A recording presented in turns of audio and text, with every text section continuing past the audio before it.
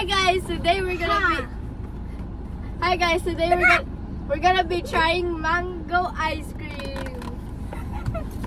It's fun. Open. Unboxing. Unboxing. Ito po siya. Kita ba siya? Ayan. Wow. Mango flavor kasi natry na namin yung Peach. peach. Ayan na, naglulusaw na siya. Buksan na yan. Open mo na. Open na natin. So, ganito mo siya bubuksan sa ilalim. Push on the bottom. No, push on the top. Okay. Oh, it's the gold. So, ito siya. Sana natin. Okay, try na natin. Open. Sa isang pack, 3 yung meron siya. Tapos, 349 pesos yan.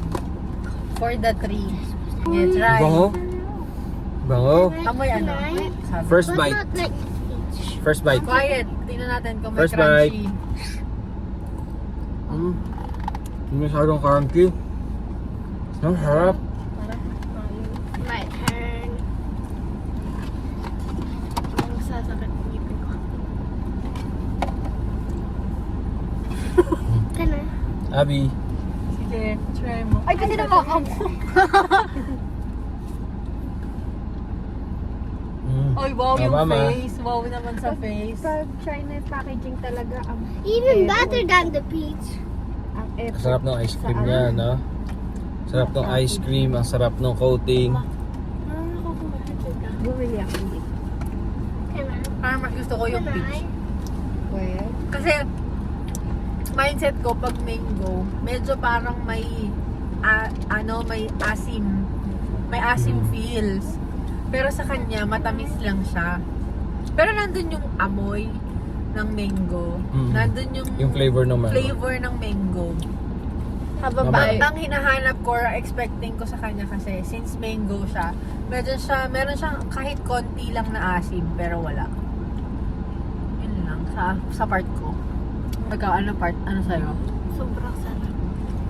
Sobrang sarap. Ano siya?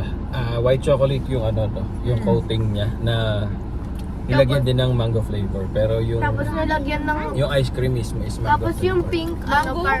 Vanilla. Hindi, mango siya eh. Siguro, vanilla tsaka mango. No.